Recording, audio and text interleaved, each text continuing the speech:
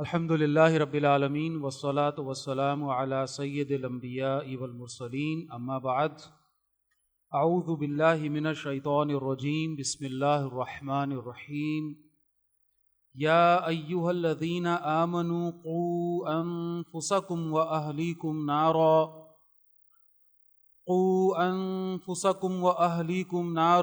وقودها الناس والحجارہ علیہا ملائکۃ غلاظ شداد لا یعصون اللہ ما امرہم ویفعلون ما یؤمرون۔ صدق اللہ العظیم۔ رب اشرح لی صدری ویسر لی امری واحلل عقدۃ من لسانی یفقہوا قولی۔ رب یسر ولا تعسر وتمم بالخیر، رب اغفر وارحم وانت خیر الراحمین، آمین یا رب العالمین۔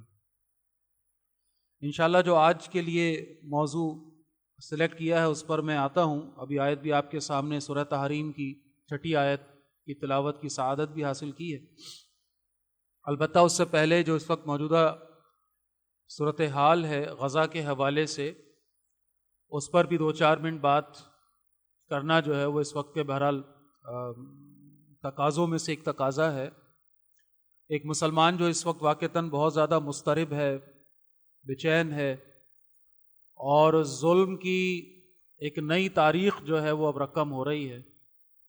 اس سے پہلے پچھلے جمعے بھی میں عرض کر رہا تھا کہ انسانوں نے انسانوں پر بڑے ظلم کیے ہیں، لیکن بڑے بڑے ظلم کی جو مثالیں تاریخ انسانی ہمارے سامنے رکھتا ہے تو وہ شاید اب پیچھے رہ گئے ہیں۔ جو اس وقت صورتحال جو خبریں وہاں سے آ رہی ہیں ان پر واقعتاً افسوس کے ساتھ، دکھ کے ساتھ ساتھ غصے کی کیفیت بھی ہے، اور سمجھ نہیں آتا انسان کو کہ کرے تو کیا کرے۔ بے بسی کا تصور اس وقت جتنی شدت کے ساتھ ذہن میں موجود ہے، شاید ہی کبھی ایسا ہوتا ہوگا کہ ہم چاہ کر بھی کچھ نہیں کر سکتے۔ اپنے حکمرانوں کو، اپنے اداروں کو، اپنے جو بھی بیٹھے ہوئے ہیں اوپر لوگ، ان کو حسرت بھری نگاہوں سے دیکھ رہے ہیں، آواز اٹھا رہے ہیں، بات ان تک پہنچا رہے ہیں، جو بھی جس سے بن پڑ رہا ہے وہ کر رہا ہے، اللہ سے دعائیں کر رہے ہیں، اسی امید پر کہ بھائی شاید کہ کہیں کوئی غیرت کا اظہار مسلم حکمرانوں میں سے کہیں سے تو کچھ ہو، کہیں سے تو کوئی بات نکل کر سامنے آئے۔ بہرحال جو سیاسی صورتحال ہے اس کے اندر بڑی پیچیدگیاں ہوتی ہیں۔ عوام کو ایک نقطہ نظر ہوتا ہے اور حکمرانوں کا اپنا ایک نقطہ نظر ہوتا ہے۔ جو اصحاب اقتدار ہیں وہ بھی ظاہر ہے اپنی پالیسیز کو اس سیاسی منظر نامے کے تحت بناتے ہیں، جہاں ایک بہت بڑی حقیقت ہے کہ وہ غیرت دینی تو اب نام کو رہ گئی، ایمانی کیفیات تو اب نہ ہونے کے برابر ہیں، اور یہ معاملہ صرف حکمرانوں کی حد تک محدود نہیں ہے، یہ تو عوام کی حد تک ہم سب جانتے ہیں کہ ہم سب کے اس وقت صورتحال کیا ہے۔ اللہ کے دین پر اور اللہ کے دین کے نام پر جو لوگ کام کرتے ہیں ان کے ساتھ جو ظلم و ستم ہے وہ تو ہمیشہ سے ہوتا آیا ہے اور اب بھی ہو رہا ہے۔ تو کسی بھی سطح پر اس ظلم کے خلاف آواز اٹھانا یا اس کے حوالے سے اپنے آپ کو پیش کرنا، کھڑا ہونا، یہ تو ہم سب اس معاملے میں بہت پیچھے ہیں۔ اللہ کا دین مغلوب ہے، ہم جانتے ہیں۔ یہ مملکت خداداد پاکستان جو اسلام کے نام پر بنائی گئی، آج اس میں اللہ کا دین نافذ نہیں ہے۔ آج اللہ کے احکامات جو اللہ نے قرآن میں اتارے ہیں وہ اس ملک کے قوانین میں کہیں لکھے ہوئے ضرور ہیں لیکن عملاً نافذ نہیں ہیں۔ لیکن یہ ہے کہ ہم اپنی زندگیاں تو بہرحال گزار رہے ہیں۔ یہاں مجرموں کو سزائیں اللہ کے دیے ہوئے قانون کے مطابق نہیں ملتی، لیکن ہم اپنی زندگیوں میں مگن ہیں، مصروف ہیں، اپنے کیریئرز بنانے میں، اپنے کاروبار چلانے میں لگے ہوئے ہیں۔ بہرحال تو اسی طرح یہ صورتحال اگر عالمی پس منظر یا جو بھی منظر نامہ اس وقت ہے اس کو اگر دیکھیں تو بہرحال سمجھ میں آتی ہے۔ آج کرپشن صرف حکمرانوں کا خاصہ تو نہیں ہے۔ آج ہم یہ کہہ کر اپنی جان چھڑا لیں کہ یہ حکمران ہمارے، یہ ان کی دینی غیرت مر چکی ہے، تو معذرت کے ساتھ عوام میں کون سی دینی غیرت کے شعلے اور چنگاریاں باقی رہ گئی ہیں؟ آج اگر یہ کہا جائے کہ یہ حکمران جو ہیں یہ بالکل اسلام سے دور ہو چکے ہیں، تو معذرت کے ساتھ میں پوچھوں گا کہ عوام کے اندر اسلام کا بھی نام لے بہ کتنے لوگ رہ گئے؟ مسجدوں میں ہماری صفوں میں تعداد کیا ہے؟ ہمارے کتنے لوگ ہیں جو قرآن کے ساتھ وابستہ ہیں؟ ہمارے کتنے لوگ ہیں جو واقعتاً قرآن کے نظام کو نافذ کرنے کے حوالے سے سنجیدہ ہیں؟ کرپشن جو ہے وہ کون سا ادارہ ہے، کون سا حصہ ہے؟ آج بات ہم کرتے ہیں کہ جی کرپشن ہے حکمرانوں میں، ٹھیک ہے جی ہے، حکمران کہاں سے آئے ہیں؟ آسمان سے تو نہیں آئے نا بھائی، ہمارے اندر سے نکل کر گئے نا۔ آج ہم کہتے ہیں ہمارے ادارے کرپٹ ہو گئے، آج ہم کہتے ہیں فوجی جرنیل کرپٹ ہو گئے، تو یہ کہاں سے آئے؟ آسمان سے تو نہیں آئے بھائی، ہمارے درمیان سے نکل کے گئے نا، ہم ہی لوگ ہیں یہ۔ آج ہم کہتے ہیں کہ اساتذہ کرپٹ ہیں، پولیس کرپٹ ہے، رینجرز کرپٹ ہے، اور تاریخی جس وقت صورتحال ہے، پرائیویٹ ہو کہ گورنمنٹ ہو، کوئی ادارہ اس وقت کرپشن سے بچا ہوا نہیں ہے۔ ہر آدمی دوسرے کے مال پر نگاہ رکھے ہوئے ہے، حلال اور حرام کی تمیز ختم ہو چکی ہے، لوگ دوسرے کے مال کو اپنے لیے جائز سمجھے ہوئے ہیں، دوسروں کو بیوقوف بنا کر اس کا حصہ کھا جانا، مال کھا جانا، یہ تو ایک کامن بات ہو گئی، عام بات ہو گئی، بلکہ یہ تو فخر کے ساتھ کوئی کارنامہ سمجھا جاتا ہے کہ ایک شخص دوسرے کو بیوقوف بنا کے اس کے حصے کا مال کھا جائے، سامنے والی کی رقم اپنی جیب میں آ جائے، تو یہ تو بہت بڑی صلاحیت ہے کہ جو اس وقت کاؤنٹ ہو رہی ہے۔ ایک بے ایمان آدمی جو ہے وہ ہیرو بنا ہوا ہے، آئیڈیل بنا ہوا ہے، اس کی مثالیں دی جا رہی ہیں کہ دیکھو کیا زبردست بڑا گھر بنا لیا، ارے حرام سے بنایا تو کیا ہوا بھائی، بنا تو لیا۔ تو یہاں تو صورتحال جو میں عرض کر رہا ہوں وہ یہ ہے کہ اس وقت انتہائی ناگفتبا اس وقت صورتحال ہے، اس کو الفاظ میں کہاں سے وہ الفاظ آئیں کہ وہ اس کو بیان کیا جائے۔ اللہ تعالیٰ ہم سب پر رحم فرمائے، ہمیں معاف فرمائے۔ اور اس طرح کی صورتحال جو دنیا میں ہو رہی ہے، بہرحال اس کا ایک کسی درجے میں پہلو یہ بھی ہے کہ شاید یہ ایک اللہ کی طرف سے گویا ایک وارننگ ہے جو ہم سب کے لیے آ رہی ہے، اور شاید کہ کوئی اس کے اندر سے کوئی ایسی شے برآمد ہو جائے، شاید کہ کہیں کوئی دینی غیرت کے حوالے سے لوگ اکٹھے ہوں، شاید کہ ایک مشترکہ دشمن کو پہچان لینے کے بعد آپس کے فروعی اختلافات کو ہم بھول کر ایک ہو کر اس دشمن کے خلاف سب بستہ ہو سکیں، شاید کہ کوئی ایسا معاملہ بن جائے، اللہ کرے کہ اس سارے منظر نامے کا جو آگے کا حصہ ہے وہ کچھ خیر کی طرف لے جانے والا ہو، شاید کہ ایک مسلمان جو اپنی دنیا میں بس مگن ہے اور مال و دولت کو ہی اپنا خدا سمجھ کر، زندگی کا مقصد سمجھ کر صبح سے شام اور شام سے صبح کر رہا ہے، شاید کہ اس کے اندر کوئی ہوش و حواس کی کیفیت پیدا ہو، کوئی شعور کی کیفیت پیدا ہو، شاید کہ وہ اللہ کی کتاب کی طرف لوٹ پڑے ان ساری صورتحال کو دیکھ کر۔ بہرحال کہ ہم امید کریں، دعا کریں، اور اس سارے معاملے کے اندر خاص طور پر دعاؤں کے ساتھ ساتھ کچھ نہ کچھ ہم سے جو بن پڑے، جیسے پہلے بھی بار بار میں نے عرض کیا ہے، مالی امداد تو یہ تو بہرحال ہم کر ہی سکتے ہیں، نہ کرنے سے تو کم از کم یہ بہت بہتر ہی ہے۔ اور اس وقت الحمدللہ کچھ مستند ادارے ہیں کہ جو اس میدان میں اس وقت کام کر رہے ہیں، آپ سب کے علم میں بھی ہے، دارالعلوم کراچی نے بھی ایک فنڈ کا اس حوالے سے سلسلہ کیا ہوا ہے اور وہاں پر معاملہ چل رہے ہیں، اور بھی دوسرے ادارے ہیں جو کہ یہ کر رہے ہیں۔ تو جو بھی جس کو ہم ریلائبل سمجھتے ہیں، مناسب سمجھتے ہیں، جن پر ہم بھروسہ کرتے ہیں، تو یہ ہے کہ کچھ نہ کچھ اس حوالے سے اپنا حصہ وہاں تو ہم کچھ تو کریں، کچھ تو ڈالیں، نہ کرنے سے تو یہ کہیں بہتر ہے۔ اور پھر یہ ہے کہ بہرحال جو میں بار بار عرض کرتا ہوں، پچھلی دفعہ بھی میں نے عرض کیا تھا کہ بھائی یہ اس ساری صورتحال کے اندر اصل جنگ جو شیطان سے ہے نا، اصل دشمن شیطان ہے، تو شیطان کے خلاف اس جنگ میں تیزی آنی چاہیے۔ شیطان کو اپنا دشمن سمجھتے ہوئے اب یہ وہ وقت ہے، دیکھیں دنیا بہت تیزی سے تبدیل ہو رہی ہے بھائی، ہمیں نہیں پتا اگلے 10 سالوں میں کیا ہونے والا ہے۔ 10 سال تو میں بہت بڑا کہہ گیا، بہت بڑا کہہ گیا، آئندہ چند دنوں کے اندر کیا ہونے والا ہے ہمیں نہیں معلوم، یعنی کیسے یہ منظرنامہ بدلے گا کوئی پتہ نہیں، کب ہم سو کر اٹھے اور ہمیں پتہ چلے کہ تیسری عالمی جنگ شروع ہو چکی ہے۔ جو لوگ سیاسی حوالے سے باخبر ہیں، جو حالات کا جائزہ لے رہے ہیں، ان کو اچھی طرح پتہ ہے میں کیا بات کر رہا ہوں، اور جو ابھی بھی گمسم ہیں اپنی دنیا میں مگن ہے، تو ان کی غفلت اور ان کی معصومیت پر تو میں کیا تبصرہ کروں۔ بہرحال بہت تیزی کے ساتھ دنیا بدل رہی ہے، بہت تیزی کے ساتھ، یہ جنگ صرف یہاں محدود نہیں رہنے والی، یہ اس سے آگے بڑھ رہی ہے۔ اگر یہ ابھی نہ رکی تو اس کے بعد چند دنوں کے اندر یا کچھ ہفتوں کے اندر جو صورتحال بظاہر نظر آ رہی ہے وہ بہت خطرناک ہونے والی، اور اس میں کسی کے ذہن میں اگر یہ زوم ہے، یہ خوش فہمی ہے کہ وہ نیوٹرل رہ کر اپنی دنیا میں مگن رہ کر اسی طرح یہ روٹین چلتی رہے گی سب اسی طرح، تو یہ غلط فہمی نکال دیں بھائی۔ بہرحال یہ ہے کہ اللہ تعالیٰ ہم پر رحم فرمائے، اور اس حوالے سے ہم کم از کم کے درجے میں جو بار بار عرض کیا جا رہا ہے اس شیطان کے مقابلے میں تو آ جائیں، دنیا کو یہ پیغام تو دے دیں کہ ہم ایک مسلم امت کے طور پر متحد ہیں، ہم اپنے بھائیوں کے دکھ میں ان کے ساتھ وہاں تو نہیں جا سکتے، ان کا کوئی ساتھ نہیں دے سکتے، کوئی وہاں اپنے آپ کو پیش نہیں کر سکتے، کم از کم آواز تو اٹھا سکتے ہیں، کم از کم ہم اس جذبے میں آگے بڑھ کر اپنی مسجدوں کو بھر تو سکتے ہیں، تاکہ یہ میسج بھی جائے نا بھائی، اسلام دشمنوں کو یہ میسج جائے کہ جو یہ حرکت وہ کر رہے ہیں اس کا نتیجہ پھر کیا نکل رہا ہے پوری دنیا کے اندر۔ ہم سنت رسول صلی اللہ علیہ وسلم کو دانتوں تلے اس طرح دبا کر اچھی طرح مضبوطی کے ساتھ اپنے آپ کو پیش تو کر سکتے ہیں، ہم اپنے گھروں کے اندر اللہ کا دین نافذ کر کے، اللہ کی کتاب کے دیے ہوئے احکامات کو نافذ کر کے یہ پیغام جو ہے نا وہ پہنچا سکتے ہیں دنیا کے ان تمام دین کے دشمنوں کو کہ ٹھیک ہے تم سے جو ہو سکتا ہے کر لو۔ تم سے جو ہو سکتا ہے کر لو، ہم بھی پھر یہاں پر ڈٹے کھڑے۔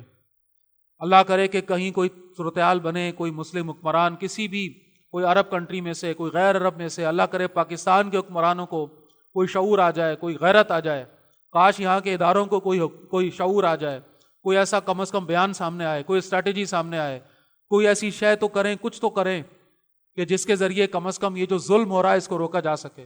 اور یہ بات ہم پہلے سمجھ چکے ہیں کہ یہ نہ سمجھیے گا کہ یہ صہیونی ذہنیت محدود رہے گی فلسطین تک۔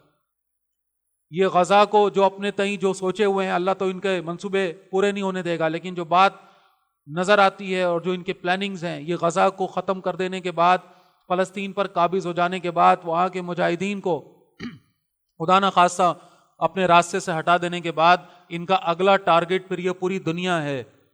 ہر مسلمان ان کا ٹارگٹ ہے، اللہ کی کتاب ان کا ٹارگٹ ہے۔ یہ اپنے دجال کی دنیا میں آمد کے لیے پوری تیاریاں کر رہے ہیں۔ یہ تیسری عالمی جنگ چھڑنے کے در پہ ہیں، یہ چاہتے ہیں کہ یہ جنگ ہو، دنیا کا امن و امان تباہ ہو، اور اس کے نتیجے میں یہ ہیں کہ جو پھر آگے نکل کر آئیں اور پوری دنیا کی باقاعدہ حکمرانی جو ہے وہ ان کے ہاتھ میں آ جائے۔ بہرحال یہ ساری چیزیں ہیں، اور اس سے اگر ہم بے خبر رہیں گے تو ہم سے زیادہ بے خبر شاید ہی تاریخ میں کوئی قوم جو ہے وہ مانی جائے گی۔ اب آ جاتے ہیں، یہ ساری بات کر لینے کے بعد بہرحال بہت ساری بات ہو سکتی ہے۔ میں نے آپ کے سامنے پچھلی دفعہ بھی کچھ عرض کیا تھا کہ کہاں کن کن پہلوؤں پر ہمیں اب ہوش کے ناخن لینے کی ضرورت ہے۔ اسی میں سے ایک پہلو ہے کہ جس کو آپ کے سامنے اس وقت رکھ رہا ہوں، جس پر پہلے بھی بات ہوتی رہی ہے، لیکن موجودہ سینیریو میں اب یہ جو چیلنجز ہمارے سامنے آ رہے ہیں نا، ان کو دیکھتے ہوئے ایک بہت بڑا چیلنج ہے بھائی، اور وہ ہے ہماری نئی جنریشن کی تیاری، ہماری اولاد کا ایمان اور ان کا عقیدہ بچانے کی محنت۔ بار بار بات ہو رہی ہے اس پر، اس لیے کہ یہ اہم ہے، یہ بہت اہم ہے۔ اور جو صورتحال اس وقت چل رہی ہے، آگے آنے والے سالوں میں فرض بھی کر لیں اگر یہ تیسری جنگ نہ بھی چھڑی عالمی، اگر اللہ کا کوئی فضل ہو گیا اور نہ ہوا یہ سارا معاملہ اس طرح سے، تو بھی یہ نہ سمجھے گا کہ سب کچھ ریورس بیک ہو کر بالکل نارمل ہو جائے گا، نہ۔ جس شدت کے ساتھ اب یہ سامنے آ چکے ہیں، یہ صہیونی جس شدت کے ساتھ شیطنیت کو، جو ان کا خدا جس کو شیطان کو انہوں نے بنایا ہوا ہے معاذ اللہ، اس کے ایجنڈے کو جس طرح سے اب یہ دنیا میں نافذ العمل کرنے کے لیے کھل کر سامنے آ چکے ہیں، یہ ایک ہو چکے ہیں۔ اب تک تو پس پردہ بات چلتی تھی اور اسٹریٹجیکلی ایک دوسرے کی حمایت کا معاملہ ہوتا تھا، اب ہم جانتے ہیں کہ باقاعدہ اب کھلم کھلا دھڑلے کے ساتھ حمایت ہو رہی ہے، بلکہ اس سے آگے بڑھ کے اب یہ جنگ کے حوالے سے آپس میں ان کی فوجیں ایک دوسرے سے تعاون کر رہی ہیں۔ امریکہ اپنی فوجیں وہاں باقاعدہ بھجوانے کی طرف جا رہا ہے، اور خبریں مستقل آ رہی ہیں، ہتھیار تو پہلے ہی امریکہ کے ہیں جو وہاں استعمال ہو رہے ہیں، اور پورا مغربی یورپ ان کے ساتھ ہے جو پوری طرح سے ان کی بیک پر کھڑا ہوا ہے۔ انتہا یہ ہے کہ ان کے اپنے وہ سمجھدار دانشور لوگ جو ان کو باور کروا رہے ہیں کہ تم غلطی کرنے جا رہے ہو، دنیا کو خون کے اندر نہلانے جا رہے ہو، اس جنگ کی طرف جو تم جس کو چھیڑنے جا رہے ہو اس کا انجام انسانیت کے لیے اچھا نہیں ہوگا، ان کو یہ خاموش کروا رہے ہیں، اپنے ہی لوگوں کو، یہ ان کی بات بھی نہیں سن رہے، یہ اپنے ان سمجھدار لوگوں کی بھی زبانیں بند کر رہے ہیں، اور کھل کر اپنی اس غنڈہ گردی پر اس وقت یہ آ چکے ہیں، جو ان کا پلان ہمیشہ سے ہے، جو یہ چاہتے ہیں کہ یہ کرنا ہے۔ انسانیت کے سب سے بڑے دشمن ہیں یہ، جو انسانیت کے علمبردار بنے پھرتے ہیں، اور پوری غنڈہ گردی ہے اس وقت جس کا یہ مظاہرہ بہرحال کر رہے ہیں۔ تو یہ نہ سمجھیے کہ بھئی ہماری زندگیاں اس سے لا تعلق رہیں گی، ہم تو ویسے ہی گھاس کا ایک ڈھیر رہ گئے ہیں، بھوس رہ گئے، ہم تو ہمارے اندر بچا کچھ نہیں ہے، لیکن جو تھوڑا بہت بچا کچھا رہ گیا ہے، جو تھوڑا بہت، آپ غور فرمائیے گا، سیاسی سطح پر انہوں نے ہمیں ختم کر دیا۔ ان الحکم الا للہ کا جو پیغام قرآن ہمارے سامنے، جو قانون قرآن ہمارے سامنے رکھتا ہے کہ حکم کا اختیار صرف اللہ کے پاس ہے، اس دائرے میں ہم ہار چکے۔ ہماری عدالت میں اب اللہ کا حکم نہیں چلتا، ہماری پارلیمنٹ میں اللہ کے دیے ہوئے قوانین کے مطابق فیصلے نہیں ہوتے، بلکہ انسانوں کے بنائے ہوئے، بلکہ زیادہ صحیح جملہ ہوگا کہ انگریزوں کے، ہمارے ان مغربی آقاؤں کے بنائے ہوئے قوانین ہیں کہ جو اس ملک کے اندر جن کے تحت فیصلے ہوتے ہیں۔ پھر معاشی سطح پر ہم یہ جنگ ہار چکے، کیونکہ معاشی سطح پر اسلام نے جو بنیاد دی وہ تجارت ہے، اور شیطان نے جو بنیاد دی وہ سود ہے، اس میں جوا بھی ہے اور اس میں اور سب کچھ بھی ہے۔ تو ہم سب جانتے ہیں کہ اس وقت ہماری پوری معیشت سود کی بنیاد پر چل رہی ہے، اور ہم اس سے پیچھے ہٹنے کو تیار نہیں ہیں۔ تو معاشی سطح پر بھی ہم یہ جنگ ہار چکے ہیں، اسلام صرف نام کا کہیں رہ گیا، اور اس سیاسی اور معاشی سطح پر اس جنگ کو ہار جانے کے بعد جو آخری سطح بچی ہے معاشرتی سطح، اور وہاں بھی ہمیں جو حالات نظر آ رہے ہیں، اللہ اکبر، کن الفاظ میں اپنے جذبات کا اظہار کیا جائے۔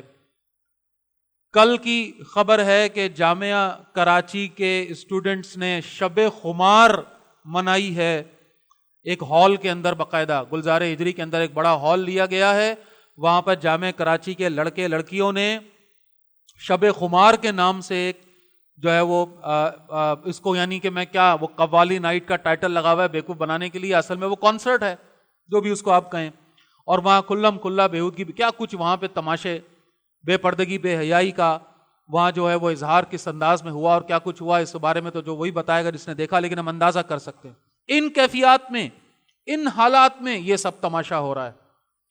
لاہور سے خبر آئی ہے کہ 16 دن کا میوزک فیسٹیول وہاں پر منانے کا اعلان کیا گیا ہے، انا للہ و انا الیہ راجعون، نومبر میں 16 دن کا موسیقی میلہ ہوگا، بڑے بڑے گلوکار آ کر وہاں پر جو ہے وہ اپنا یہ احسان کریں گے اس امت کے اوپر، اس قوم کے اوپر، اپنے ٹیلنٹ کو جو ہے وہ پیش کر، ان حالات میں یہ سب ہو رہا ہے، یہ سب ہو رہا ہے۔ تو بھائی اللہ کا عذاب کون روکے گا؟ ہم کس زعم میں، کن گمان میں، کن خیالوں میں ہیں کہ ہم اللہ کے عذاب کو روک پائیں گے؟ کیسے روک پائیں گے بھائی، کیسے روک پائیں گے؟ یہ عذاب پچھلی قوموں پر پتھروں کی صورت میں آیا، آگ کی صورت میں آیا، زلزلے کی صورت میں آیا، سیلاب کی صورت میں آیا، یہ زمانہ اور اس کے مطابق کہہ لیجئے کہ یہ عذاب بھی اسی انداز میں شکل بدل کر آ سکتا ہے۔ وہاں پتھر برسے تھے، یہاں میزائل برس سکتے ہیں۔ زلزلہ تو بہرحال ہم دیکھ رہے ہیں، سیلاب تو ہم دیکھ رہے ہیں، چھوٹے موٹے آتے ہیں اسی سے ہماری حالت ہوتی ہے، بڑا آ گیا تو کیا ہوگا پتہ نہیں، اللہ تعالیٰ ہم پر رحم فرمائے۔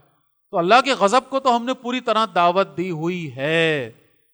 اب آ جائیے جو بات جس جگہ پر میں لانا چاہ رہا ہوں، کیا انفرادی اور معاشرتی سطح پر یہ جو آخری دائرہ بچا ہے بھائی، یہ آخری دائرہ بچا ہے، اس کو کسی طریقے سے ہم روک لیں، اس کو دانتوں سے پکڑ لیں، اس پر کچھ اپنی محنت لگائیں، کم از کم جیئیں یا مریں یہ تو اللہ کو پتا ہے، کس موت مریں گے اللہ کو پتا ہے، کس کیفیت میں ہوں گے اگلے 1 سال بعد کیا ہوگا 10، یہ تو اللہ کو پتا ہے، ہمیں نہیں معلوم، ہم تو اندازے لگا رہے ہیں بیٹھ کے بس، کیا ہوگا کیا نہیں ہوگا اللہ کو پتا ہے۔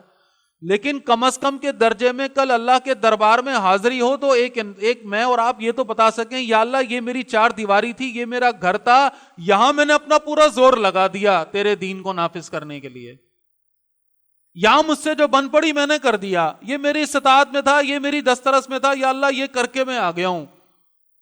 کم از کم کے درجے میں، کم از کم کے درجے میں، یعنی وہ وہاں فلسطین میں جو ظلم ہو رہا ہے وہ تو بعد میں میرا اور آپ کا حساب ہوگا نا، میرے گھر میں جو کچھ ہو رہا ہے پہلا حساب تو یہ ہے نا بھائی، پہلا حساب تو یہ ہے نا، میری اولاد بگڑ رہی ہے، میری اولاد شیطان کی پیروکار بن رہی ہے، میری اولاد شیطان کے بتائے ہوئے رستے پر چل رہی ہے، میرے گھر میں بے حیائی کا جو ہے وہ ڈنکا بج رہا ہے، بےہودگی، بے حیائی، فحاشی میرے گھر کے اندر ہو رہی ہے، میرے گھر میں رسول اللہ صلی اللہ علیہ وسلم کا دیا ہوا دین نافذ نہیں ہے، میری اختیار میں اگر اللہ کے احکامات جو ہو سکتے ہیں نافذ وہ میں نہیں کر پا رہا ہوں، تو میں کس منہ سے بات کروں جا کر جہاد کی، قتال کی، اور میں کس منہ سے بات کروں جا کر فلسطین کے اندر مسلمانوں کی مدد کرنے کی؟ ارے میرے اپنے گھر میں دین نافذ نہیں ہے بھائی، وہ اگلا ہی پلٹ کر پوچھ لے، وہ اگلا ہی پلٹ کر پوچھ لے۔ پہلے بھی میں نے مثال دی تھی نا آپ کو، جب قرآن کے حوالے سے معاملات چل رہے تھے، قرآن کی توہین کی انہوں نے، ٹھیک ہے جی، غیرت ایمانی کا تقاضا تھا، ہم نے احتجاج بھی کیا، الحمدللہ ہمیں کرنا بھی چاہیے تھا،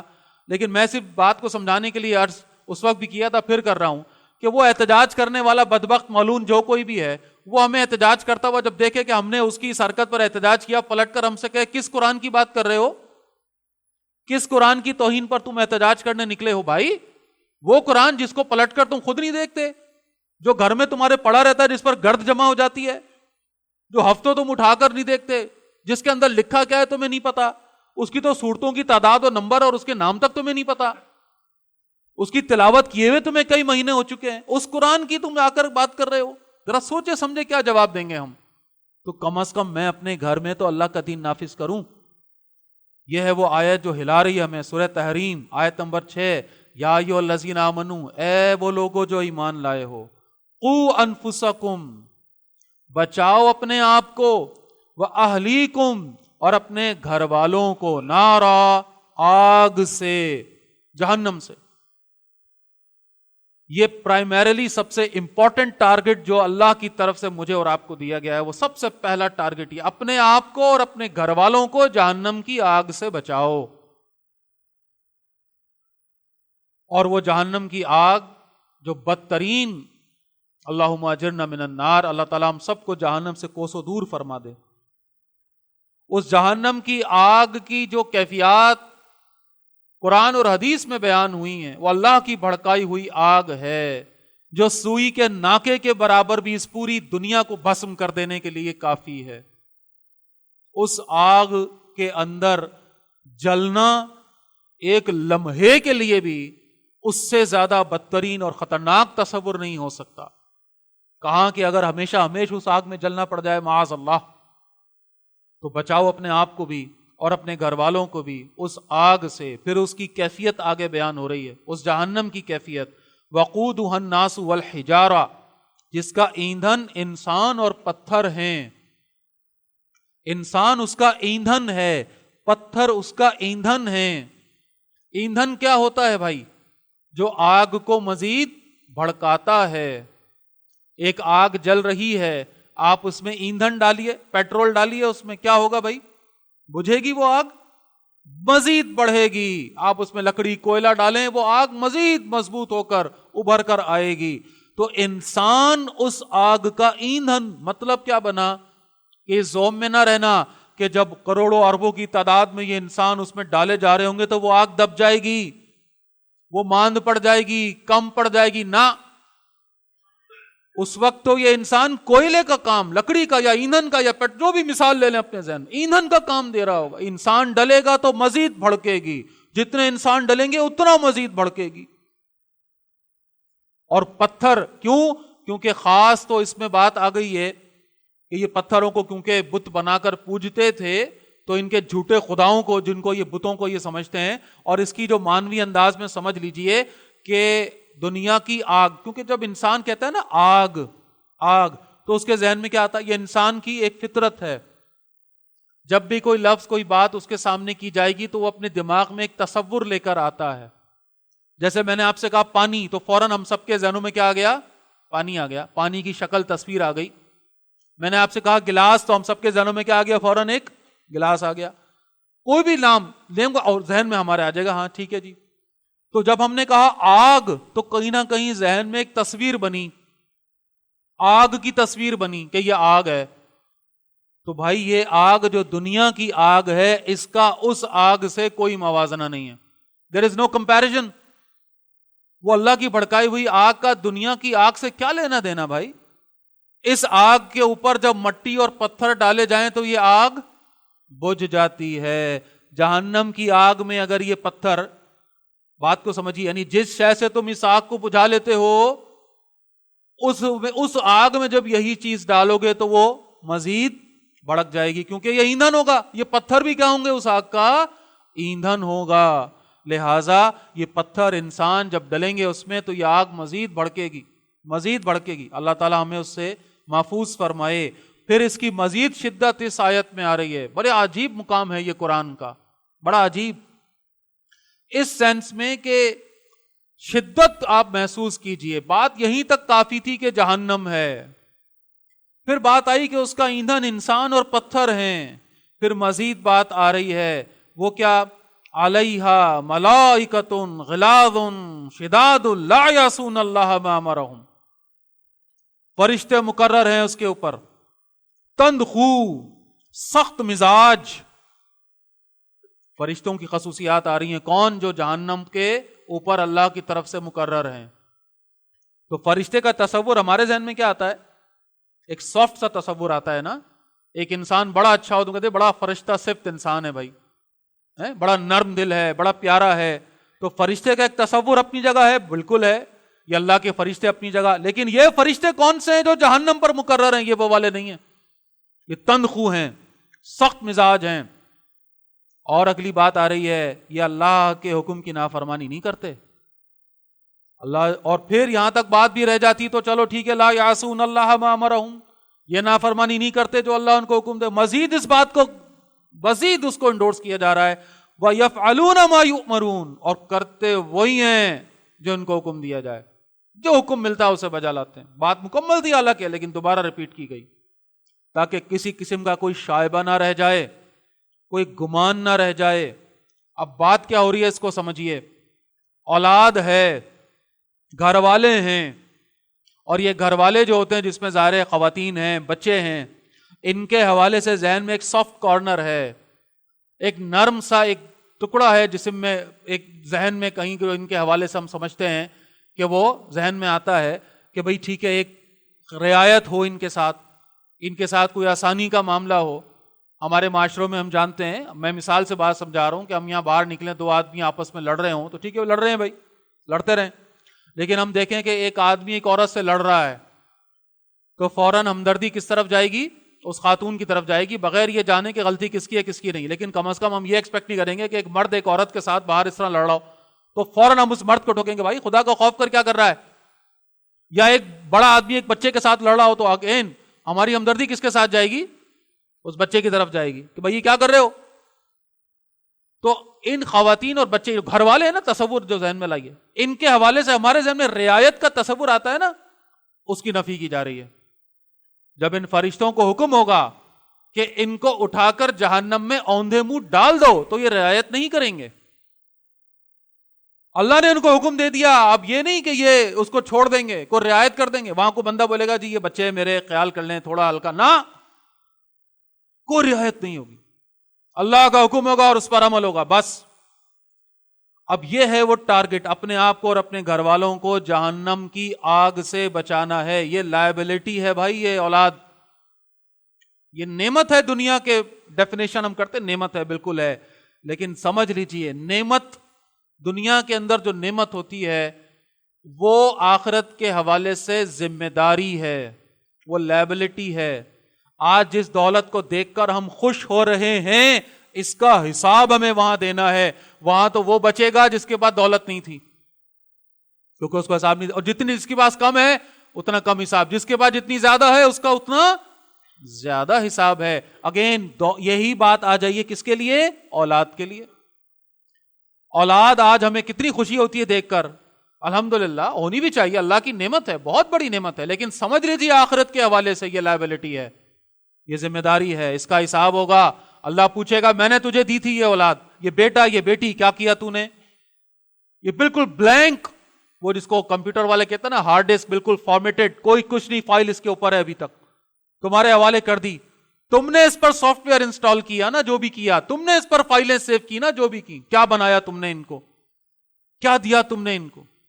اب ذرا تصور کیجئے یہ جو آخرت کے نقصان کو قرآن ہمارے سامنے مختلف انداز میں بیان کرتا ہے، تو اس بات کو میں آگے بڑھا رہا ہوں۔ قرآن کے دو مقامات ہیں، ایک سورہ زمر کی آیت 15 میں اور ایک شورى کی آیت نمبر 45 میں۔ ان دونوں مقامات کے درمیان میں ایک حصہ ہے جہاں یہ فرمایا جا رہا ہے قل ان الخاسرین الذین خسروا انفسهم واہلیہم یوم القیامہ، فرما دیجئے، بتا دیجئے کہ کل قیامت کے دن سب سے زیادہ نقصان میں رہنے والا وہ ہے جس نے اپنے ساتھ ساتھ اپنے گھر والوں کو بھی خسارے میں ڈالا، خود تو جہنم کا نوالا بنا، اپنے گھر والوں کو بھی جہنم کی طرف لے گیا۔ سب سے بڑا نقصان، سب سے زیادہ نقصان۔ اس کی تعویل سمجھانے کے لیے عرض کر رہا ہوں، بات کو سمجھیے گا۔ جہنم کے کنارے ایک شخص کھڑا ہے، اللہ کا حکم ہو گیا جہنم میں ڈال دو اس کو، سامنے وہ گھڑا ہے، وہ بھڑکتی ہوئی آگ ہے، اللہم اجرنا من النار، اس کا تصور انسان کو ہلا دیتا ہے۔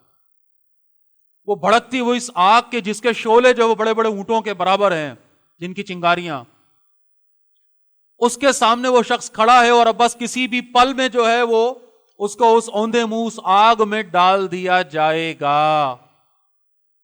ایک تو وہ عذاب ہے اس آگ کا جو وہ سہے گا، لیکن اس میں ڈالنے سے جسٹ پہلے کا جو عذاب ہے، یہ سزا کا تصور سزا سے بڑھ کر ہوتا ہے۔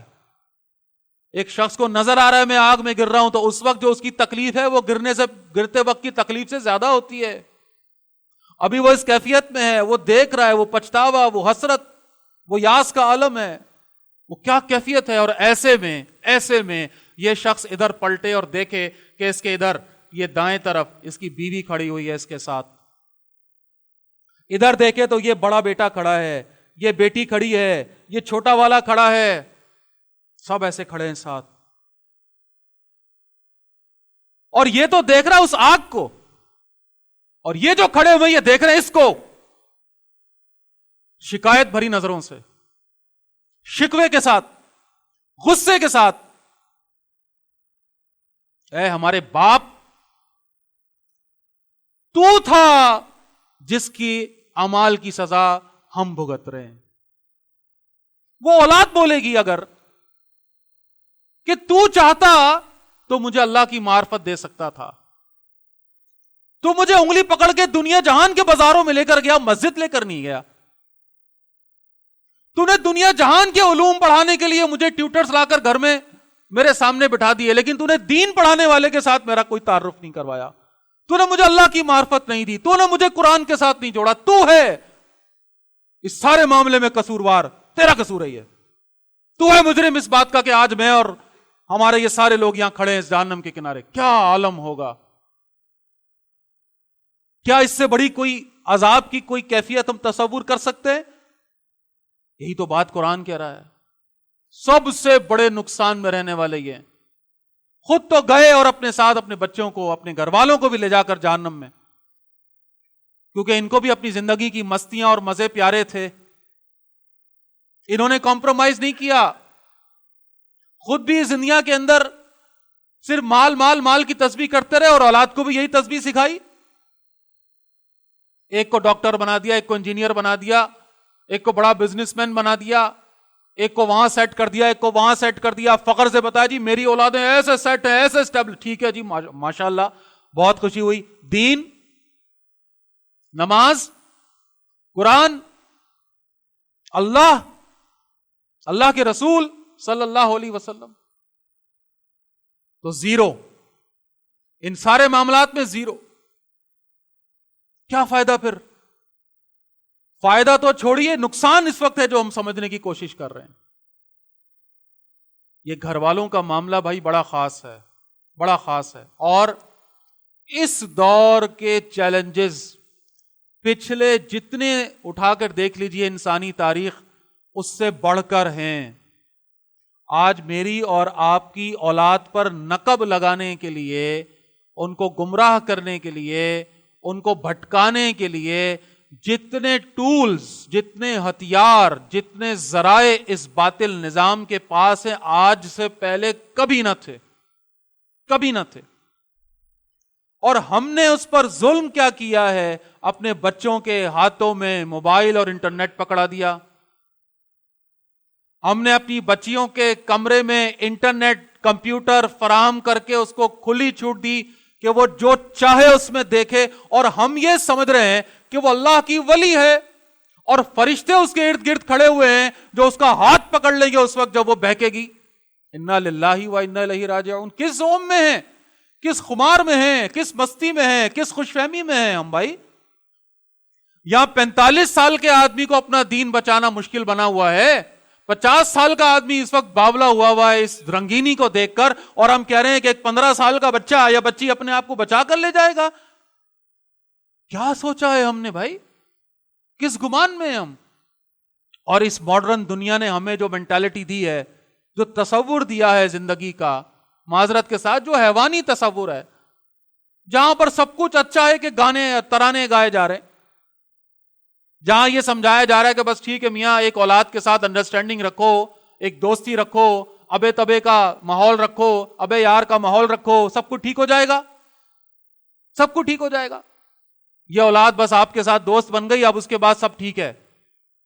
ارے بھائی ذرا دیکھے تو صحیح, ہم آنکھیں تو کھولیں, یہ کتنا ظلم کر رہے ہیں ہم اپنی اولاد کے ساتھ. یہ گریبان پکڑ کر کل ہمارا یہی اولاد کھڑی ہوگی جس کے لیے ہم بھی مشین بنے ہوئے ہیں صبح سے شام تک, اپنے اللہ کو اور دین کو بھولے ہوئے, اور ان سے بھی ہم وہ ایکسپیکٹ کر رہے ہیں کہ یہ بھی دنیا کے اندر لگ جائیں گے بس, اور کچھ بھی نہیں. ہماری ڈسکشنز ہماری اولادوں کے ساتھ کیا ہو رہی ہیں بھائی صبح سے شام تک؟ کیریئر, دنیا, مال, بڑی بڑی ٹیکنالوجی پر بات ہو رہی ہے. کون سے کالج میں، کون سی یونیورسٹی میں ایڈمیشن، کون سے مضمون کو لینا ہے، کون سے سبجیکٹ کو لینا ہے، کون سی ڈگری لینا ہے، کون سا ڈپلوما. بس بھائی یہ باتیں ہوں گی یقیناً، میں تو نہیں کر رہا نہیں ہوں گی، بالکل ہوں گی، دنیا ہے، چلانی ہے، یہ بھی ذمہ داری. لیکن کیا بس یہی ہے وہ بات جو کرنے کی ہے؟ کوئی جنت کا تذکرہ، کوئی دوزخ کا ذکر، کوئی قرآن کی بات، کوئی آیت، کوئی حدیث، کوئی سیرت کے واقعات، کوئی ہماری ڈسکشنز میں آ رہے ہیں ہماری اولادوں کے ساتھ؟ کہیں ہم بیٹھے ہوئے ان سے یہ بات چیت کر رہے ہیں؟ اگر نہیں کر رہے ہیں تو پھر ہم وہ بے وقوف ہیں کہ جن کو شیطان فٹ بال بنا کر صبح شام کیکے لگا رہا ہے اور ہم بڑے خوش ہیں، مگن ہیں، مستی میں، موج میں. یہ بدترین ہماری کیفیات اس وقت جو ہیں، اور اس کو میں ریلیٹ کر رہا ہوں موجودہ حالات سے.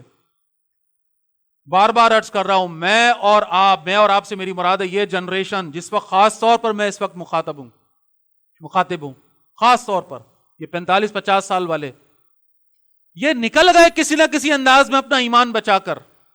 عمل میں کمی ٹھیک ہے، وہ اپنی جگہ ہے، نماز نہیں پڑھتے لیکن شرمندہ تو ہوتے ہیں، معافی تو مانگتے ہیں، روتے تو ہیں، مولوی صاحب کی تقریر سن کے آنکھ میں آنسو آ جاتا ہے کہ اور اپنے آپ کو کوستے ہیں کہ یار بڑے افسوس کی بات ہے، صحیح بات ہے یار، کل سے پڑھوں گا. او بھائی یہ جو نئی جنریشن ہے خدا را سمجھو، یہ تو اس بات سے بھی نکل گئی. اب تو ان کا ایمان ان سے لے لیا گیا، عقیدہ ان سے لے لیا گیا. اب تو وہ جانتے نہیں کون اللہ، کون رسول، کون سا قرآن. یہ نماز کیا ہوتی ہے بھائی؟ یہ خواہ کے تماشے ہیں، یہ خواہ کی پابندیاں ہیں، یہ کہاں سے لا کے ہمارے سروں پر ڈال دی گئی ہیں. مذاق اڑاتے ہیں. اب ان کے ایمان اور عقیدے کو بچانا بہت بڑا چیلنج بنا ہوا ہے اس وقت. تو عمل تو بہت آگے کی بات ہے. اللہ تعالیٰ نے قرآن حکیم میں اس موضوع پر اتنی کثرت سے کلام فرمایا ہے، غور فرمائیے. یہ کوئی چھوٹی بات نہیں ہے.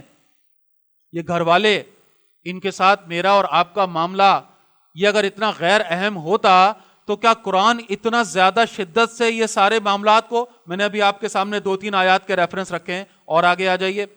اللہ اپنے پیارے اس کلام میں دعائیں سکھا رہا ہے، دعائیں کہ اپنی اولاد کے لیے، اپنے گھر والوں کے لیے دعائیں مانگو. سورہ فرقان میں پہنچیے نا، ربنا ہب لنا من ازواجنا وذریاتنا قرۃ اعین وجعلنا للمتقین اماما. اے ہمارے رب، ہماری اولاد اور ہماری بیویوں میں سے ہمارے لیے آنکھوں کی ٹھنڈک عطا فرما، یہ دل کا چین، آنکھوں کی ٹھنڈک، اور ہمیں متقین کا، پرہیزگاروں کا امام بنا.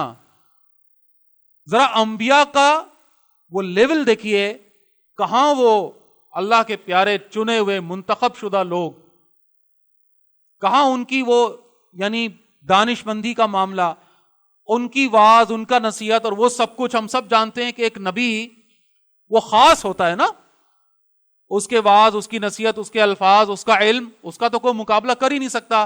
لیکن ذرا غور فرمائیے کہ انبیاء کا معاملہ قرآن ہمارے سامنے رکھتا ہے. ایک پہلو تو یہ ہے کہ یہ انبیاء اپنی اولادوں کے لیے دعائیں مانگ رہے ہیں. ابراہیم علیہ السلام ہیں، ابو الانبیاء ہیں، جد امجد ہیں، خود ہمارے پیارے حبیب ہمارے رسول صلی اللہ علیہ وسلم کے جد امجد ہیں. اور کعبے کی تعمیر کر رہے ہیں. کتنا بڑا کام، اتنا بڑا آدمی اتنا بڑا کام کر رہا ہے، اتنا بڑا کام.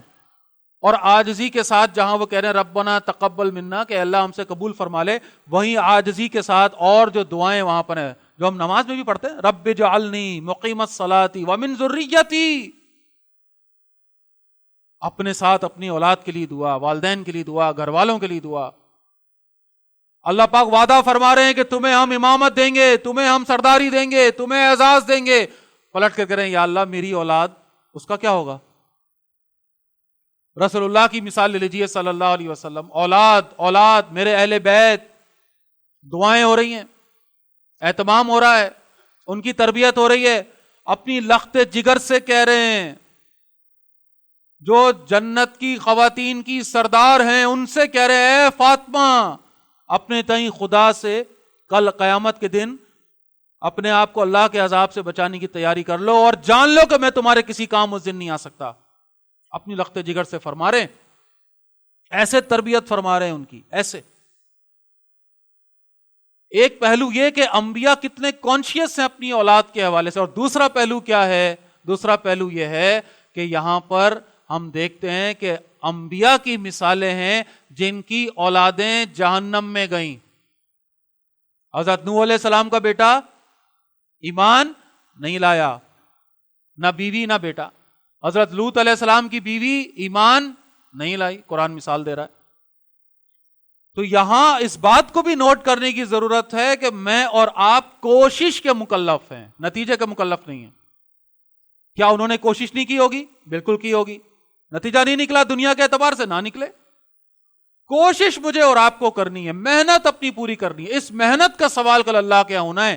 نتیجے کے ذمہ دار ہم نہیں ہے کہ اگر اولاد بگڑ گئی ہے تو اب لازمی ماں باپ اس کے پکڑے جائیں گے. نہیں، اپنی اگر محنت پوری ہے، اپنی کوشش پوری ہے، اپنی ایفرٹس پوری ایماندارانہ طریقے سے کی ہیں تو الحمدللہ بچت ہو جائے گی. لیکن اگر ان کے بگڑنے میں، اور حدیث موجود ہے، اولاد غلط کام کرے گی اس کا حصہ ماں باپ کو پہنچے گا. اگر تو ماں باپ ہیں کہ جنہوں نے اہتمام نہیں کیا ہے اس کی تربیت کا، تو لہٰذا دعائیں سکھائی جا رہی ہیں. بار بار یہ موضوع ہمارے سامنے آ رہا ہے، کتنے عجیب انداز میں آ رہا ہے، ذرا غور فرمائیے گا.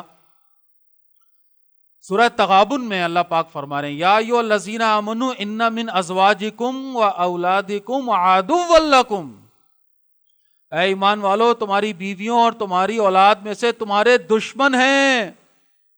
فاحذروہم، تو ان سے بچو، ان سے چوکنا رہو، ہوشیار رہو. بیویوں اور اولاد میں سے دشمن کیوں؟ کیونکہ انہی کے ناجائز تقاضے پورے کرتے کرتے ایک انسان اپنے آپ کو جہنم کے حوالے کر دیتا ہے. اللہ کے نبی صلی اللہ علیہ وسلم کا ارشاد ہے، سب سے ناکام و نامراد، اور جو بھی لفظ اس میں کہہ لیجئے، میں تشریح بیان کر رہا ہوں اس کی تعویل، کہ وہ شخص ہے کہ جس نے دوسروں کی دنیا بنانے کے لیے اپنی آخرت برباد کر لی. میرے بچے کو دنیا کی ساری نعمت مل جائے، اسے دنیا کی ساری خوشیاں مل جائیں، میں اپنے گھر میں ساری لگژریز جمع کر لوں، چاہے اس کے لیے کچھ بھی کرنا پڑے. اللہ ناراض ہوتا ہے تو ہو، دین کے احکامات ٹوٹتے ہیں تو ٹوٹے، یہ دین اگنور ہوتا ہے، نظر انداز ہوتا ہے تو ہو، بس میرے بچے خوشحال ہو جائیں. اس سے بڑا بیوقوف کوئی آدمی ہے کہ ان کی دنیا کی خوشحالی کے چکر میں اپنی جہنم جو ہے وہ اپنے لیے حلال کر لی، اپنے آپ کو جہنم کا نوالا بنا دیا. تو لہٰذا بچے رہو، چوکنا رہو. ان کی تربیت کرنی ہے، یہ لائبلٹی ہے، یہ ذمہ داری ہے، ان کا حساب ہوگا، ان کا حساب ہوگا، اللہ حساب لے گا. ہاں، کرنا کیا ہے، کیسے کرنا ہے. ویسے تو ذہن میں یہ ہے کہ اس سارے چیلنج کو آج انشاءاللہ ڈسکس کرنے کے بعد اگلے جمعے زندگی رہی، توفیق رہی تو کچھ اسٹریٹجیز کو انشاءاللہ ڈسکس کریں گے. کرنا کیا ہے اس دور میں، کیسے یہ تربیت کا معاملہ. اس وقت تو ہم ان پرابلمز کو ڈسکس کر رہے ہیں، ان چیلنجز کو ڈسکس کر رہے ہیں جو ہمارے سامنے ہیں. تو اللہ تعالیٰ نے حل دیا ہے، انشاءاللہ اگلی دفعہ اس پر بات کریں گے. وَإِن تَعْفُوا وَتَصْفَحُوا وَتَغْفِرُوا فَإِنَّ اللَّهَ غَفُورٌ رَحِيمٌ. جانے دو، معاف کرو، درگزر کرو تو اللہ تعالیٰ بھی معاف کرنے والا ہے. کیسے، اس کا مطلب کیا، اگلی دفعہ سمجھیں گے انشاءاللہ، اللہ نے توفیق دی تو. جو ابھی بات سمجھ رہے ہیں کہ اس کو ہلکا نہیں لینا بھائی، یہ چیلنج ہے، بہت بڑا چیلنج ہے. اور ایک انسان اپنی اس فیملی لائف کے اندر کس طرح سے جکڑا ہوا ہوتا ہے. اب قرآن اس کو کس انداز میں رکھتا ہے، ذرا اس کو بھی دیکھ لیتے ہیں. قرآن میں 3 ایسے مقامات ہیں جہاں پر کمپیریزن کر لیں تو بات بڑی کھل کر سامنے آئے گی انشاءاللہ. ایک مقام تو قرآن کا وہ ہے کہ جہاں پر سورہ قیامہ میں کفار کی بات ہو رہی ہے، ایک ایسے شخص کی بات ہو رہی ہے جس نے حق بات سننے کے بعد اس کو اگنور کیا. اللہ تعالیٰ اس پر تف فرما رہے ہیں، افسوس کر رہے ہیں. اولا لک فاولا ثم اولا لک فاولا. یہ شخص سنتا ہے بات کو اور بس اکڑ اپنی، اور وہاں کیفیت کیا ہے، ثم ذهب الى اهله يتمتع، اکڑ دکھاتا ہوا اپنے گھر والوں کی طرف چلا جاتا ہے، اپنے گھر والوں کی طرف چلا جاتا ہے. کیونکہ یہ گھر والے ہیں نا جو جس کے ساتھ دنیا گزر رہی ہے مزے، تو خود بھی تباہ ہو رہا ہے، گھر والوں کو بھی تباہ کر رہا ہے. اسی طرح دوسری مقام جو ہے وہ آ جائیے سورہ انشقاق میں، جہاں پر یہ بات آئی ہے اور 2 کیفیات کا بیان. فَأَمَّا مَنْ أُوتِيَ كِتَابَهُ بِيَمِينِهِ فَسَوْفَ يُحَاسَبُ حِسَابًا يَسِيرًا. پس جس کا نامہ اعمال اس کے داہنے ہاتھ میں دیا جائے گا تو اس کا حساب اس سے آسان لیا جائے گا. اللہ میں ان میں شمار فرما دے اپنے فضل سے. یہ اعلان ہوگا مغفرت کا، جنت کا، گویا یہ ٹکٹ ہوگا کہ داہنے ہاتھ میں نامہ اعمال دے دیا جائے. اب دیکھیے بات تو یہاں ختم ہو گئی تھی، لیکن ذرا اس بات کو، جو موضوع ہمارا، اس کی اہمیت کو سمجھیے. آگے بات کیا ہے؟ وَيَنْقَلِبُ إِلَىٰ أَهْلِهِ مَسْرُورًا، تیزی سے دوڑتا ہوا، چلتا ہوا، لپکتا ہوا کہاں جائے گا؟ اپنے گھر والوں کی طرف۔ کس کیفیت میں؟ مسرور، شادمان، خوش، فرحت کے احساس کے ساتھ یہ دوڑے گا اپنے گھر والوں کو۔ جیسے ایک بچہ آتا ہے اپنا رزلٹ کارڈ اٹھا کے اپنے والد یا والدہ کو دکھا، دیکھے میں فرسٹ آ گیا، پاس ہو گیا، ایسے وہ نامہ اعمال لے کے اپنے تو گھر والوں کی اہمیت یہاں پر اس آیت میں ذرا سمجھیے کہ کل وہ محشر کا دن، قیامت کا، اور اس میں یہ کیفیات ہیں، اس میں یہ کیفیات ہیں کہ دائنے ہاتھ میں نامہ اعمال، خوشی کا عالم ہے، سب سے پہلے کہاں جا رہا ہے؟ اپنے گھر والوں کی طرف۔ اور اب آ جائیے دوسری کیفیت کیا ہے؟ وَأَمَّا مَنْ أُوتِيَ كِتَابَهُ وَرَاءَ ظَهْرِهِ، اور جس کا نامہ اعمال اس کے پیٹھ کے پیچھے سے دیا جائے گا، جس کی تعویل مفسرین یہ فرماتے ہیں کہ الٹے ہاتھ میں، بائیں ہاتھ میں نامہ اعمال دیا جا رہا ہوگا تو ہاتھ پیچھے کر لے گا ڈر کے مارے، نہیں لے گا، تو فرشتہ وہیں پیٹھ کے پیچھے اس کا نامہ اعمال اس کے الٹے ہاتھ میں پکڑائے گا۔ آگے فرمایا فَسَوْفَ يَدْعُو ثُبُورًا، تو اس کا معاملہ یہ ہے کہ موت کو پکارے گا، موت کو پکارے گا۔ وَيَصْلَىٰ سَعِيرًا، اور داخل ہوگا دوزخ میں، داخل ہوگا دوزخ میں۔ یہ تو معاملہ ہو گیا اس کا، اور لاجیکلی بات مکمل، لیکن دیکھیے وہ پچھلی بات سے کنیکٹڈ اگلی بات کیا ہے، غور فرمائیے گا۔ میں پہلے ریپیٹ کر رہا ہوں وہ والی بات جو کامیاب آدمی کے لیے آئی تھی، وَيَنْقَلِبُ إِلَىٰ أَهْلِهِ مَسْرُورًا، شادمان، خوش، مسرت کے ساتھ اپنے گھر والوں میں جائے گا۔ اب اس کی بات کیا آ رہی ہے؟ جس کو نامہ اعمال الٹے ہاتھ میں ملا، جو جہنم کا نوالا بننے جا رہا ہے، اللہ پاک تبصرہ فرما رہے ہیں إِنَّهُ كَانَ فِي أَهْلِهِ مَسْرُورًا، بے شک یہ اپنے گھر والے میں بڑا مسرور تھا، بڑا مست تھا۔ مسرور یہ بھی، مسرور وہ بھی۔ اس کا سرور کب ہے؟ کل قیامت کے دن، اور اس کے سرور سارے کہاں نکل گئے؟ دنیا میں، گھر والوں میں مستی، تفریح، مزے، عیاشی۔ کیونکہ انسان اپنے گھر والوں میں ریلیکس ہوتا ہے نا بھائی، چلو بھائی آج کون سی فلم دیکھنی، آ جاؤ بھائی، لگے ہوئے سارے ابا ماں بھائی بیٹا بہن بیٹھے، اللہ اکبر۔ کیا یہ وقت آ چکا ہے ہمارا، اللہ مجھ پر، آپ پر، ہم سب پر اپنا رحم فرمائے، حیا کی ڈیفینیشن بھی چینج ہو گئی، اب تو حیا کے تقاضے بدل چکے، اب تو تصور نہیں کر سکتے ہم، تصور۔ کچھ سالوں پہلے تک جو موضوعات دوستوں میں بھی آپس میں بات کرتے وقت ڈر لگتا تھا، جھجکتا تھا آدمی، اور انتہائی بری صحبت والے دوست ہوتے تھے جو آپس میں ان باتوں کو کرتے تھے۔ اچھی صحبت والے نیک بچے ہمیں یاد ہے کہ اپنے دوستوں میں بھی ایسی بات نہیں کرتے تھے جو باتیں آج گھر میں ماں بیٹی بہن بھائی باپ سب کے ساتھ بیٹھ کر مشترکہ طور پہ ہو رہی ہیں۔ وہ الفاظ، وہ جملے، وہ موضوعات، اللہ اکبر، حیا کا جنازہ نکل چکا۔ لہٰذا یہ ہے کہ مستیاں ہیں، مزے ہیں، تفریح ہے، پکنکس کرو، کھاؤ پیو، اچھے سے اچھی لائف کو مینٹین کرو، دیٹس اٹ، یہ ہے زندگی کا مقصد۔ تو گھر والوں میں مست تھا، مسرور تھا، مزے میں تھا، نتیجہ آج اس نے بھگتا، آج اس نے بھگتا۔ تیسرا مقام آ جائیے اس کمپیریزن میں، سورہ طور کی آیات ہیں 25 اور 26۔ وہاں پہ اللہ پاک فرما رہے ہیں، یہ جنتی ہیں جو بیٹھے ہوئے ہیں، جنتی بیٹھے ہوئے جنت میں آپس میں بات چیت، آپس میں گفتگو کر رہے ہیں۔ وَأَقْبَلَ بَعْضُهُمْ عَلَىٰ بَعْضٍ يَتَسَاءَلُونَ، یہ آپس میں بیٹھے ہوئے ایک دوسرے کی طرف رخ کر کے، جنتی لوگ ہیں، اللہ کے بندے جنت میں پہنچے، آپس میں بیٹھے ہیں، ایک دوسرے سے سوال جواب ہو رہے ہیں، بات چیت ہو رہی ہے، تعارف ہو رہا ہے، ہاں بھائی تم کہاں ہوتے تھے، کیا کرتے، دنیا میں تمہارے کیا مشاغل تھے، آپس میں مزے، بات چیت چل رہی، جنتی بیٹھے ہیں مزے سے۔ اور جب ان سے پوچھا جائے گا کہ ہاں بھائی کیا معاملہ تھا تمہارا، اب یہ جنتی لوگ ہیں، ان کا جواب سنیے۔ قالوا، تو کہیں گے، انا کننا قبل فی اہلنا مشفقین، بے شک اس سے قبل یعنی دنیا میں ہم اپنے گھر والوں میں ڈرتے ڈرتے رہتے تھے۔ کس سے؟ اللہ سے۔ اللہ کا ڈر، اللہ کا خوف، اللہ کو ناراض کر دینے کا خوف، یہ تھا جو غالب تھا۔ کس وقت؟ جب ہم اپنے گھر والوں میں تھے، اپنے بچوں میں، اپنی بیوی میں، شوہر بیوی آپس میں بیٹھے ہیں، بچے بیٹھے ہیں، اللہ کا خوف طاری ہے۔ یہ جنتی گھرانہ ہے، یہ جنتی گھرانہ ہے۔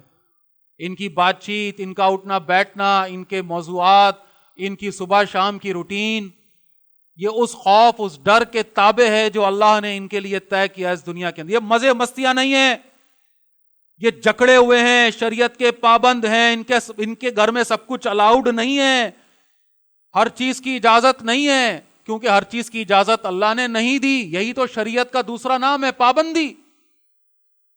یہی تو فرق ہے ایک اللہ کے بندے میں اور ایک اس بندے میں جو نہیں مانتا اس بندگی کو, اس عبدیت سے انکار کرتا ہے. جو دل میں آئے کروں بھائی, کیوں مجھے روک رہے ہو؟ گانے گاؤں, مزے کروں, مستی کروں, فلمیں دیکھوں, ڈرامے دیکھوں, جو دل میں آئے کروں, کیا پہنوں کیا نہ پہنوں. نہیں, یہ پابند ہیں, ان پر ڈر طاری ہے, خوف میں ہیں, لرزتے ہیں, روتے ہیں, گڑگڑاتے ہیں. اللہ نے جو پابندیاں لگا دی ان کا خیال رکھتے ہیں. یہ ہیں, اور یہ بیٹھے ہوئے ہیں اس اپنی بظاہر تکلیف کو, یہاں انہوں نے سہا, ان پابندیوں کو سہا, اور نتیجہ ملا ان کو جنت پہ بیٹھے آج مزے. وہاں کوئی پابندی نہیں ہے. جنت کا تعارف اصل کیا ہے؟ کوئی پابندی نہیں ہے, بے فکری. اور دنیا کا تعارف کیا ہے؟ پابندی. یہ دنیا مومن کے لیے قید خانہ ہے. کون فرما رہے؟ رسول اللہ صلی اللہ علیہ وسلم. اور اس قید خانے کا سب سے اہم ترین مظہر یہ گھر ہے, کیونکہ گھر ہی وہ جگہ ہے جہاں انسان اپنے ہوش و حواس سے بیگانہ ہو جاتا ہے, اپنی لمٹس کو کراس کر جاتا ہے, مزے مستی تفریح کے اندر لگ جاتا ہے. لہٰذا یہاں پر وہ پابندی, یہاں پر اللہ کے احکامات کا نفاذ, یہ ان کا معاملہ تھا. نتیجتاً یہ جنت میں ہے. جو مستی میں رہے ان کا انجام ہم نے دیکھ لیا. جنہوں نے یہاں اپنے آپ کو روکے رکھا ان کی خوشخبری وہاں قرآن نے ہمیں سنا دی.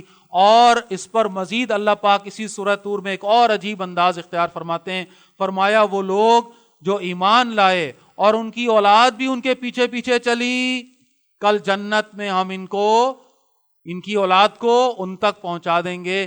کیا مطلب؟ یعنی فیملی ہے, گھر میں محنت ہوئی, لیکن ظاہر ہے ایک بندہ آگے نکل گیا اللہ کی عبادت میں. اب کل جنت ہے, اس کے درجات ہیں, وہ اگلے درجے میں ہے, فیملی پیچھے رہ گئی. اب جنت کے درجات ہیں بھائی, اور ایک درجے سے دوسرے درجے کے درمیان 500 میل کی مسافت ہے. وہ پچھلے درجے والے پیچھے رہ گئے, فیملی ممبرز, یہ آگے نکل گیا. اللہ پاک ان کو ملا دیں گے. اور کیسے ملائیں گے؟ اوپر والے کو نیچے نہیں لائیں گے, نیچے والوں کو اوپر لے جائیں گے. اللہ پاک فضل فرمائیں گے. سبحان اللہ. اللہ میں ان لوگوں میں شمار فرما دے. تو بھائی یہ ہے اس وقت کی صورتحال کے تناظر میں. میں نے کچھ بات آپ کے سامنے چیلنج کے طور پہ رکھا ہے کہ یہ فیملی, ان کی تربیت, ان کے حوالے سے کانشیس ہونا. اللہ زندگی دے, توفیق دے, انشاءاللہ اسی موضوع کو ذرا آگے لے کے چلیں گے اگلی دفعہ بھی, اور اس بات کو سمجھیں گے کہ ان چیلنجز سے نمٹنے کے لیے کیا اسٹریٹجی جو ہے وہ موجودہ دور میں اختیار کی جائے, کم از کم کے درجے میں, کہ کل قیامت کے دن اپنے اور اپنے گھر والوں کے ساتھ ہم اللہ کے دربار میں سرخرو ہو سکیں. اللہ تعالیٰ مجھے اور آپ کو توفیق عطا فرمائے. اقول قولی ھذا واستغفر اللہ لی ولکم ولسائر المسلمین والمسلمات.